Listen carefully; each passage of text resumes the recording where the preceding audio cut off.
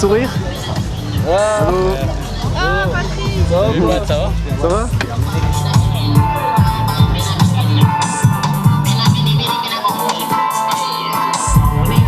Ouais, un petit peu de marin.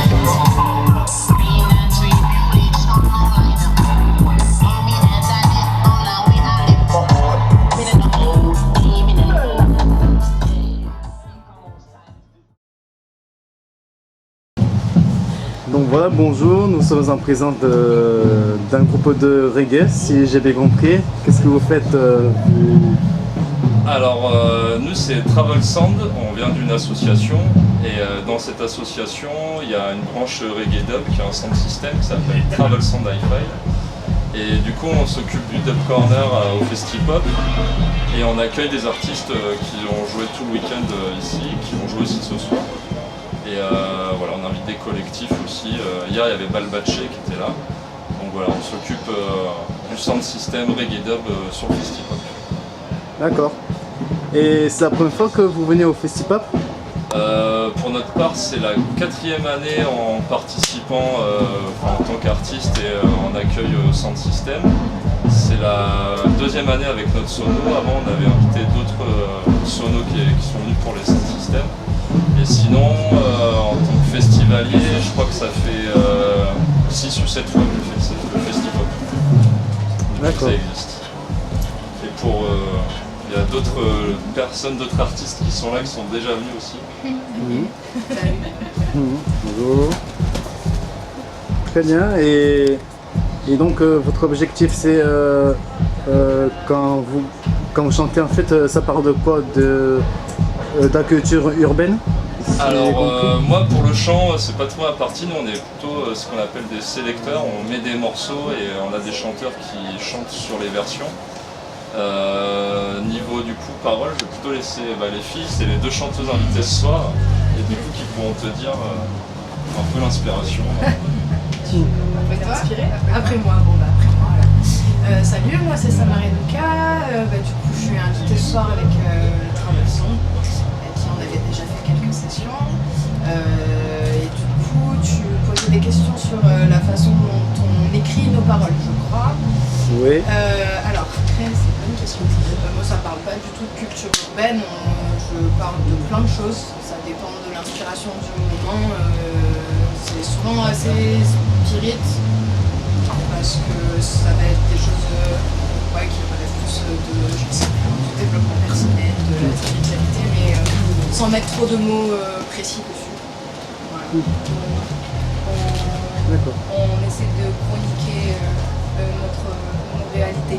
Voilà, c'est ça qui se passe dans les chansons, ça peut toucher plein de domaines, l'urbain comme le rural, le spirituel comme plein d'autres choses à propos du système éducatif. Le politique un peu. Parce qu'en fait, ce qu'on peut dire, c'est que dans le reggae, il y a toujours eu un message, c'est une musique qui a toujours voulu transmettre un message. Et il y a plusieurs branches, il y a le côté, comme elle disait Sama, spirituel, qui est très, on va dire, c'est les fondations un peu Rasta, où il y a vraiment un message spirituel, et puis il y a aussi souvent un message politique derrière le reggae, qui soit large ou ciblé. Et engagé, c'est vraiment une musique qui se rapproche un peu du hip-hop ou des fois du punk dans l'engagement en fait, de vouloir faire bouger les choses, et c'est des choses un peu basiques de la vie, mais qui sont communes à pas mal de gens, et surtout dans les sociétés actuelles en fait, et du coup ça dénonce un peu les travers de la société, les travers des fois des échanges entre les gens. Ça parle aussi des choses positives, ce qui rapproche les gens, enfin voilà, c'est un message un peu universel. Ouais, voilà. Ouais, c'est surtout que c'est une société où ça parle plus de spiritualité. Bah ouais, parce que peut-être aujourd'hui les gens ils perdent un peu le côté spirituel, vu qu'on est dans une société de consommation, de consumérisme et tout ça, et c'est vrai que des fois de se reposer un peu sur les bases et juste de se raccrocher aux choses simples de la vie, des fois la spiritualité, ça peut être juste se poser au bord d'une rivière et apprécier ce moment et être déconnecté un peu de tout ce qui nous entoure, ce qui nous oppresse, ce qui nous speed un peu à droite à gauche. C'est pas forcément religieux, la spiritualité, ça peut être très basique, un retour un peu aux sources, se sentir bien dans ses baskets, se recentrer sur soi. Ça doit être très inspirant. Hein. Bah, en fait, c'est la vie de tous les jours qui inspire, je pense, quand vous écrivez. C'est ce qu'on vit au jour le jour, ce qu'on voit, des histoires des amis, des machins, ce qu'on voit, ce qui se passe ailleurs sur la... Ah, il y a toujours de l'inspiration, surtout aujourd'hui. Il y a toujours quelque chose qui va toucher et qui va faire que il va y avoir un morceau qui va s'écrire, ou même des fois les musiques, quand les gars composent des sons, c'est dans une... comment dire, un sentiment, une impression de quelque chose, soit ça peut être un truc fun, happy, soit ça peut être quelque chose de une colère, et ça va se ressortir dans le morceau, dans la façon dont le morceau il va être soit plus planant, soit un peu plus rough, c'est-à-dire un peu plus dur, un peu plus industriel, tu vois. Ouais, c'est... voilà, je pense l'inspiration elle est vraiment de partout, et tout autour. Très bien. Très bien. Bon ben je vous remercie pour cette interview. Merci à toi. Longue vie au Festipop et à la musique en général. Longue vie au Festipop. Yes, big up Festipop. Voilà.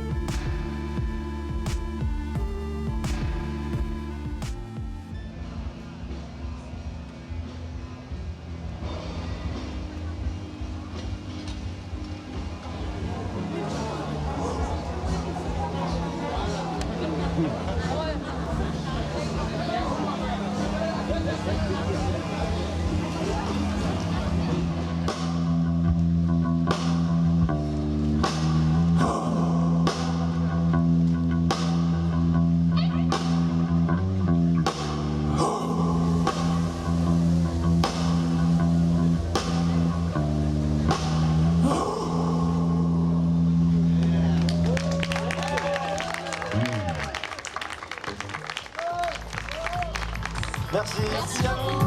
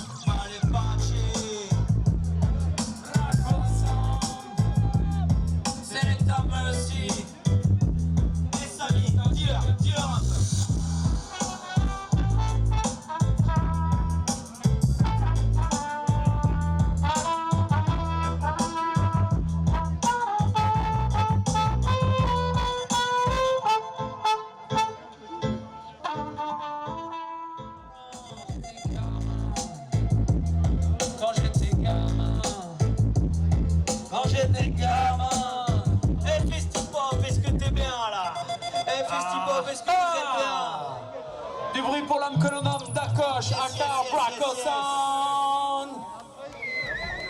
Ah bon?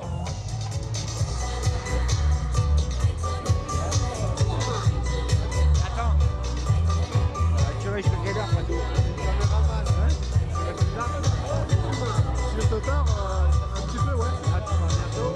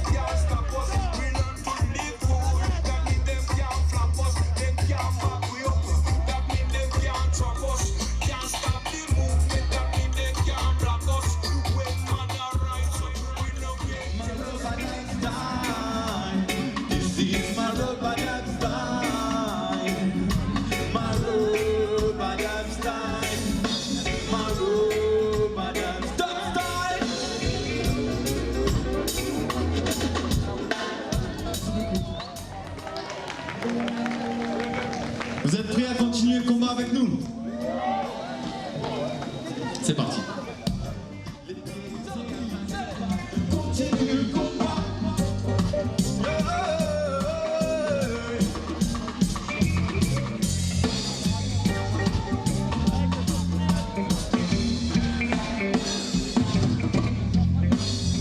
La route est longue et qui sait où elle mène, qu'importe l'issue, ce qui compte.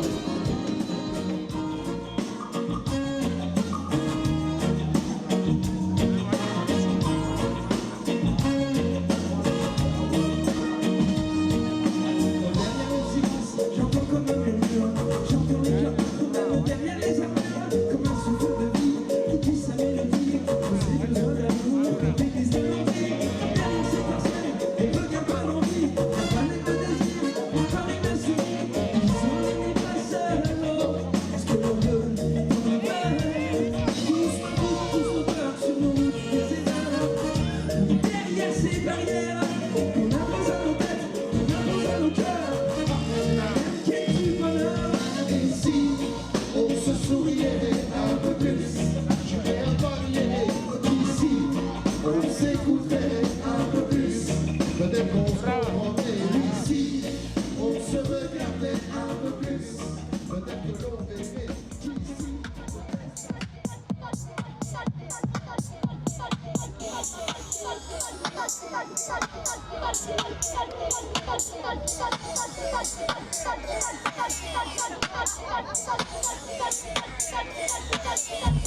Ici.